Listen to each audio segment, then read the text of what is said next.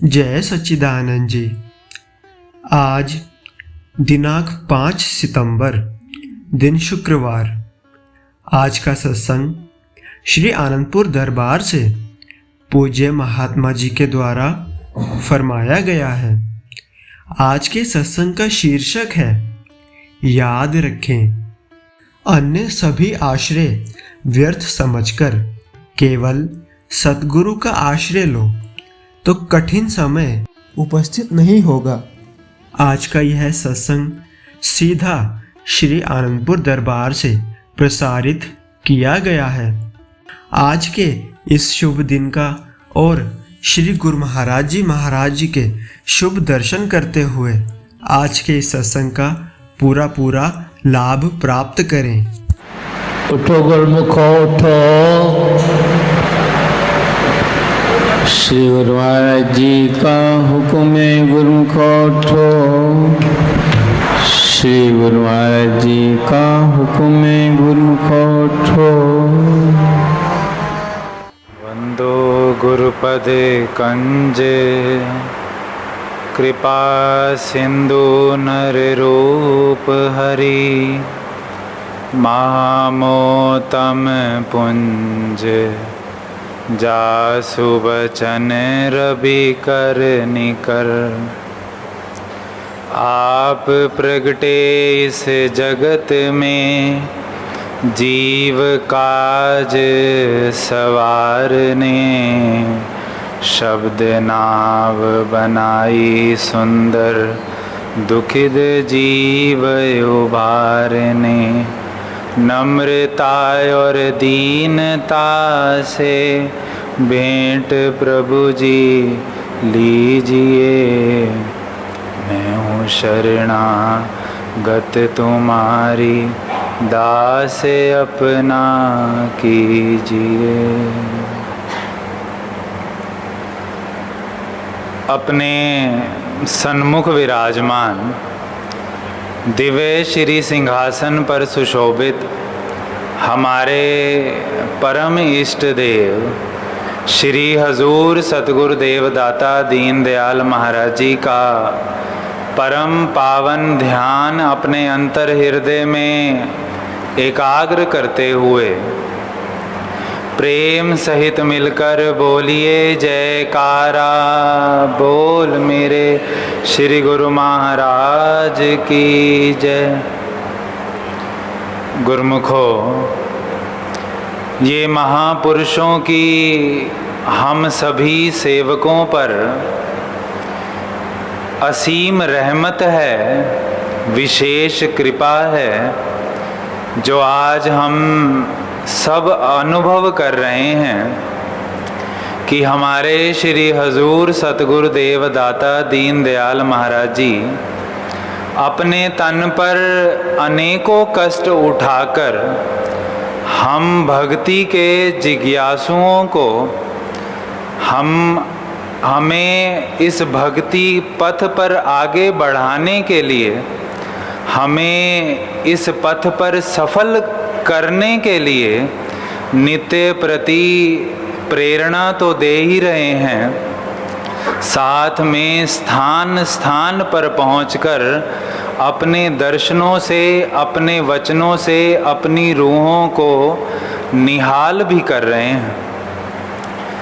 ये महापुरुषों की गुरुमुखों पर असीम रहमत हुआ करती है और ऐसे पर उपकारी महापुरुषों की चरण शरण प्राप्त होना, उनके पावन चरण कमलों में बैठकर सत्संग की घड़ियों का प्राप्त होना, उनके सुंदर दर्शनों का प्राप्त होना, यह कोई आम बात नहीं है।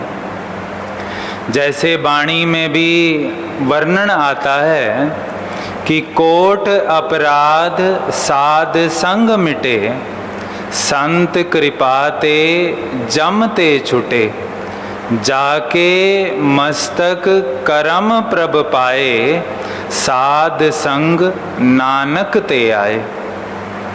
श्री गुरु नानक देव जी महाराज जी अपने पावन वचनों में वर्णन कर रहे हैं कि जिन जिज्ञासुओं को, जिन जीवों को महापुरुषों की चरण शरण प्राप्त हो जाती है, तो उन जीवों के जो पूर्व जन्मों के कर्म हैं, पाप हैं, जो जाने अनजाने में व्यक्ति कर बैठता है, वह धीरे धीरे मिटने लगते हैं, खत्म होने लगते हैं। वो कैसे? क्योंकि जब जीव महापुरुषों की चरण शरण में आता है, उनके पावन सानिध्य को प्राप्त करता है, उनके सत्संग को सुनता है, तो जो जो सत्संग में महापुरुषों के वचन सुनाए जाते हैं, तो गुरुमुख जन जब उन वचनों को सुनकर, उन पर मनन कर, जब उनकी पालना अपने जीवन में करते हैं, तो उनका जीवन एक ऊंचा जीवन बनता चला जाता है। और फिर आगे फरमा रहे हैं कि जाके मस्तक करम प्रभ पाए, साध संग नानक ते आए। कि ऐसे महापुरुषों की संगति कोई आम भागों की निशानी नहीं है। वर्णन कर रहे हैं कि जिन पर उस परम पिता परमात्मा की कृपा उतरा करती है, उन्हीं जीवों को उस निराकार परमात्मा के साकार स्वरूप संत महापुरुषों की चरण शरण प्राप्त हुआ करती है। जैसे हम सब अनुभव कर रहे हैं कि हम सभी गुरुमुखों के मस्तक पर जो हमारे श्री परमहंस दयाल जी महाराज जी ने लेख लिखे हैं, जिनकी रहमत से हम इस दरबार में पहुँचे हैं, ये हमारा महान सौभाग्य है कि वही महापुरुष इस समय अपने पावन चरण कमलों में बिठाकर हम सभी को अपने सुंदर श्री दर्शनों से निहाल भी कर रहे हैं। ये गुरुमुखों महापुरुषों की हम जीवों पर असीम रहमत हैं। अब जब गुरुमुख जन महापुरुषों के सत्संग में आते हैं, तो उनका कैसे प्रभाव पड़ता है, कैसे सत्संगत का उनके जीवन पर प्रभाव हुआ करता है, इसका सुंदर उदाहरण हम अपने श्री सतगुरुदेव महाराज जी की इस लीला से श्रवण कर सकते हैं कि श्री परमहंस दयाल जी के समय का एक वृतांत है। श्री सतगुरुदेव महाराज जी टेरी में विराजमान थे और श्री सतगुरुदेव महाराज जी के पावन वचनों को सुनकर लोग दूर दूर से उनके पावन चरण कमलों में पहुंच रहे थे। ऐसे ही एक प्रेमी पंडित भगवान दास जी भी जब श्री सतगुरुदेव महाराज जी के पावन चरण कमलों में पहुँचे, तो वह रोने लगे और अपने अंतर हृदय के भाव प्रकट करने लगे। हम सब जानते हैं और कहीं ना कहीं अनुभव भी करते होंगे कि जब महापुरुषों के सत्संग में हम बैठते हैं, तो जो ये सत्संग है, ये दर्पण का काम करता है। और दर्पण कैसा? आध्यात्मिक दर्पण। कि जैसे जैसे जीव को महापुरुषों के वचन कानों में सुनाई पड़ते हैं, तो वह उन वचनों से अपने कर्मों को तोलता है कि मैं जो कर्म कर रहा हूँ वो तो मुझे नहीं करने चाहिए, मुझे क्या करना चाहिए और मैं क्या कर रहा हूँ, मेरा क्या उद्देश्य है और मैं किस तरफ बढ़ रहा हूँ। ऐसे ही विचार भगवान दास जी के भी अंतर हृदय में उत्पन्न हुए। उन्होंने बेनती करी कि प्रभु मेरा उद्धार कैसे होगा, जब मैं अपने जीवन पर दृष्टि डालता हूँ तो मेरे अंतर हृदय में ये भाव होता है कि मैंने ऐसे ऐसे कर्म किए हैं, ऐसे ऐसे कर्म किए हैं कि मैं उनको देख के खुद शर्मिंदा हो जाता हूँ।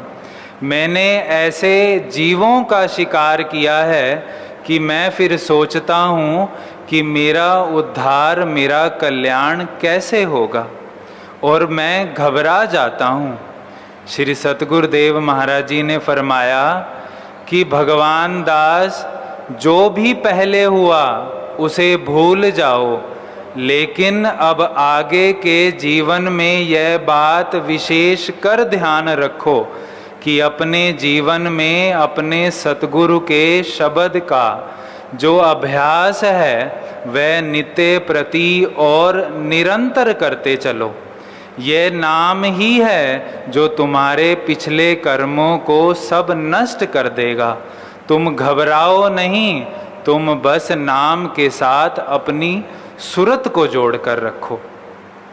गुरुमुखों, इसीलिए महापुरुष, सभी महापुरुष विशेषकर नाम के साथ हमें अपनी सुरती को जोड़ने का अभ्यास करने का हमेशा हमें यह उपदेश दिया करते हैं, क्योंकि महापुरुष जानते हैं कि सकल शिरोमणि नाम है, सब धर्मन के माही, अनन्य भगत वह जानिए, जो सुमिरन भूले नाही।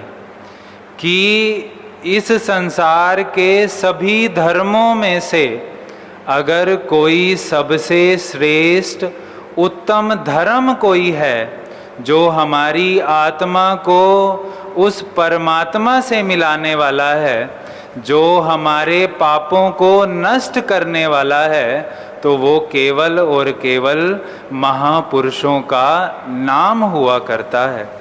इस संसार में जीव जितने भी शुभ कर्म करते हैं, चाहे वो जप हो, तप हो, व्रत हो, नियम हो, योग हो, यज्ञ हो, इन सभी शुभ कर्मों में से अगर कोई सबसे श्रेष्ठ शुभ कर्म है तो वो केवल और केवल नाम सुमिरन वाला ही कर्म हुआ करता है। तो गुरुमुखों, ये हमारा परम सौभाग्य है कि वही नाम हमें भी प्राप्त है, वही सत्संगत हमें भी प्राप्त है, और वही महापुरुष हमें भी अपने पावन चरण कमलों में बिठाकर नित्य प्रति सुबह शाम हमें इस भक्ति के पथ पर आगे बढ़ने की प्रेरणा दे रहे हैं। अब हमारा यही कर्तव्य है कि हम अपने श्री सतगुरुदेव महाराज जी की जो हमें यह सत्संगत प्राप्त हुई है, इसकी विशेष तौर से हम इसी संभाल करें और अपने श्री सतगुरुदेव महाराज जी के एक एक वचन को सुनकर उनकी पालना नित्य प्रति और निरंतर करते चलें। अपना यह जीवन भी सुखी करें और परलोक भी सुहेला करें। बोलो जयकारा, बोल मेरे